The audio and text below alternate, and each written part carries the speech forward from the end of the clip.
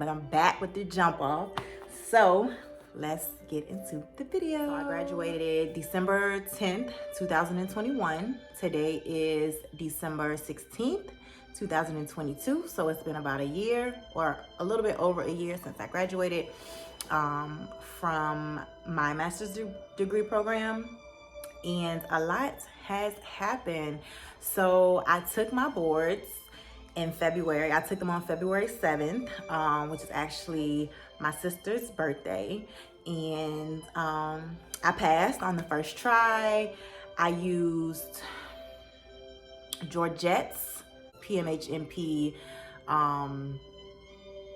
boards or whatever. It should bring it up, but it was a program with a PMHNP. I did this program to help students prepare for their boards, and I had heard other students that I would do clinical with talk about the program, which is what got me interested in it. So it was a program that was broken up into 5 sections. Each section was like 2 hours long. It was on a Zoom call. There were students from all over the country that participated in it.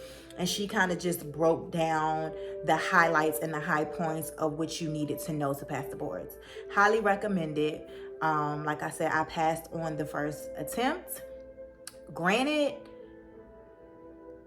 going in and taking the test was weird. I just felt, maybe it was my anxiety.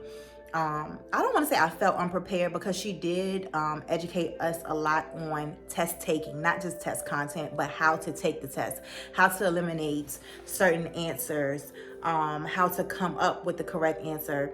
So I think definitely the test taking portion of it was very beneficial, because a lot of the information, like content wise, if you didn't know it before doing the study program, it's kind of hard to kind of like know the information. So, you know, I learned the information in school. Her course was like a cram overview, but the test taking skill portion of it was what I found the most beneficial.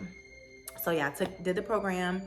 I think it was somewhere between like $300 and $500. You could actually only take certain sections if you wanted to. If you took all the sections, and then she did like a full review in her final class, you could do that, which is what I did. I took each section broken down, and then I took her like overviewing everything together. But you can, you know, pay for a certain section, or just pay for the last section where she goes over everything in that one class. But I chose to do everything together. Of course, when you bundle everything together, the price was a little bit more affordable. If you wanted to do the classes, not take every class and just do individual ones, then you could do that too. But yeah, so I took the test. It was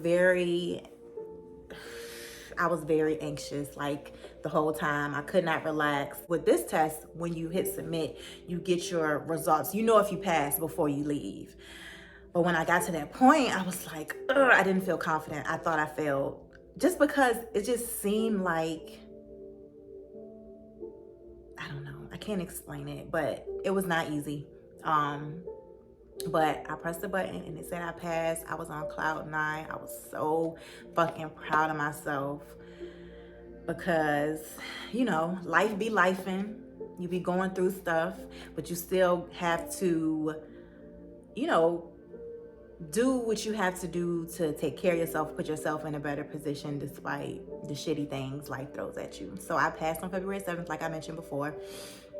I was on cloud 9. I got my ANCC certification, so I was officially board certified as a psychiatric mental health nurse practitioner. So it was lit. So I didn't immediately start working as a PMHNP or start applying to jobs at that time. I actually took a travel assignment in Virginia to go be closer to family. I was, you know, going through a few things back in Florida, and I just needed to get away. So I went to Virginia in February, took a 3-month nursing assignment at VCU or MCV hospital in the pediatric ICU. I did that until I had decided that I wasn't going back to Florida. Mind you, I had a house in Florida. My furniture was in Florida. my life was in Florida, but I had decided that I was gonna move to Georgia. My mom and my sister were here, so I was like, okay, let's do it. Let's give Florida a break. We're moving to Georgia. So at that time, I had applied for my Georgia license, got approved for my Georgia license, started looking for jobs in Georgia, and I couldn't really find what I wanted. So my goal has always been to work with children. You know, when I started working in the pediatric ICU, well, going into nursing in general, I always knew that I wanted to go into pediatrics. And working in the pediatric ICU is actually what inspired me to go back to school to be a PMHNP, to then graduate and then work back with kids. But finding a job in pediatrics was not easy in Georgia. I don't think I saw any job postings that was looking for a PMHNP to work with kids, adolescents, or anything like that. So I kind of had to take what I could at the time. Based on my clinical experience, I thought that I wanted to do inpatient or have an inpatient job. My clinical sites consisted of 2 inpatient pediatric adolescent psych units. So the kids were there for a minimum 3 days based on the laws in Florida, up to, you know, whenever they were stabilized enough to be discharged. So I worked in 2 units, or not worked, I did clinicals in 2 units in Florida. Same type of thing, but same hospital system actually, but just 2 different sites. At the first hospital, I worked under a nurse practitioner who was board certified like I am now. And then at the other hospital, I worked under a psychiatrist. So 2 kind of different, you know, different experiences, but the same thing, because we can do the same thing pretty much. So that was my 2 clinical sites. And then my 3rd clinical site was at a state hospital in Virginia, working mainly with mentally disabled adults who were deemed medically or mentally unstable to stand trial. Maybe they committed a crime, but they have a mental issue, and the courts will send them to us to evaluate them to see if they are adequate enough to stand trial. If they aren't, if we can get them stabilized enough to be able to stand trial, and if not, then they were most likely deemed, what's the wording?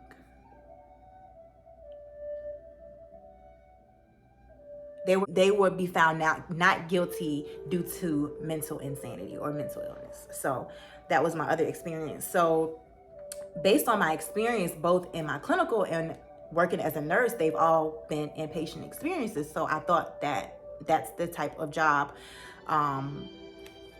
that would be the type of job that I would want to work inpatient. But didn't work out like that. I ended up getting a job at an outpatient practice here in Atlanta, and not working with children.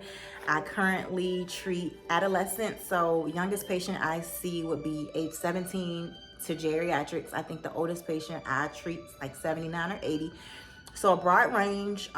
Still kind of get to dabble a little bit with the pediatric population, because technically under 18 is considered pediatrics, but the experience has been really good. So basically I work in a practice under a psychiatrist, and I work in conjunction with another nurse practitioner. I have my own patients, I have my own schedule. I kind of adopted some of the psychiatrist patients, and I also have patients of my own, meaning they're new patients to the practice. I do their initial psychiatric evaluation, and they become my patient, and I follow them. I've been working there since July, and I feel like I have a great experience under my belt right now. And I'm gonna use that experience to my advantage to, you know, always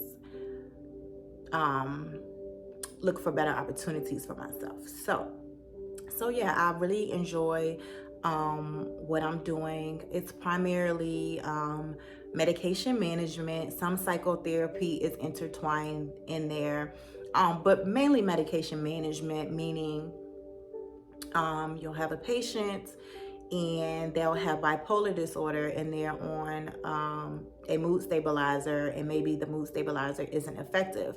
So I would go and I would maybe increase the dose to see if it helps. If not, we switch to different medications. And unfortunately with psychiatry, things are just trial and error with the medications. You just never really know what's going to work for a certain person because everyone's genes are different. Some people respond to certain medications better than others.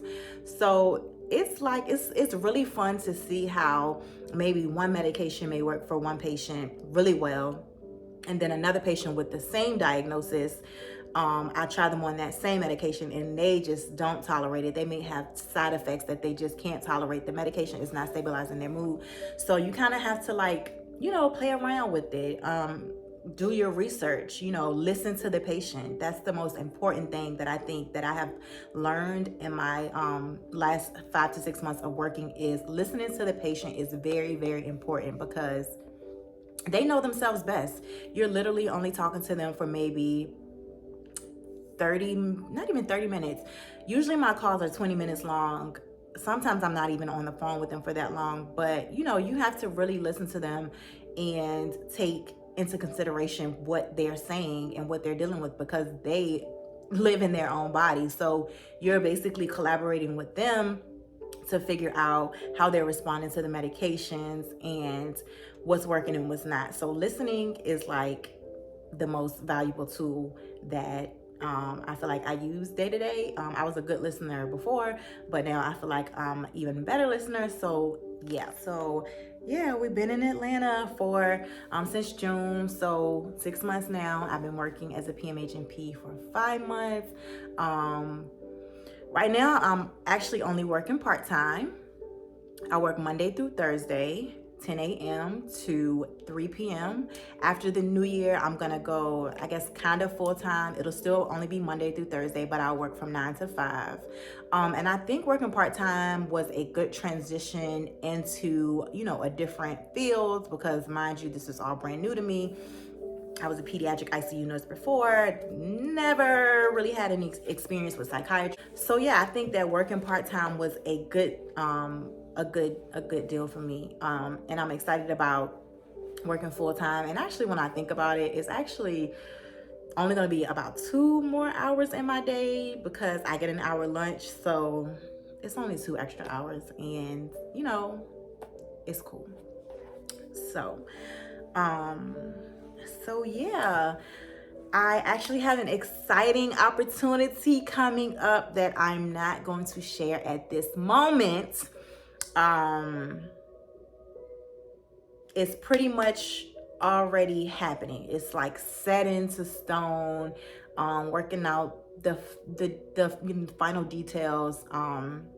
And when it's like solid, it's solid in my mind. Like I claimed it, you know, the moment that I decided to make this move. So it's happening, but I'll be more ready to share it when it's like, yeah, like it's in there. Everything is done. It just has to be implemented. So I'm so excited to share that with you guys. I hope that you enjoy this video. If this is your first time watching a video on my channel, please go back and watch the others. Like, comment, share, subscribe. If you have any nurses or young women or men, old women or men that are looking to go into nursing school or pursuing their master's degrees, please send them to my channel. And I'm sure that they will gain a wealth of information from the videos that I have shared previously. So again, thank you for watching. I'm so excited to be back, and I hope you enjoy this video.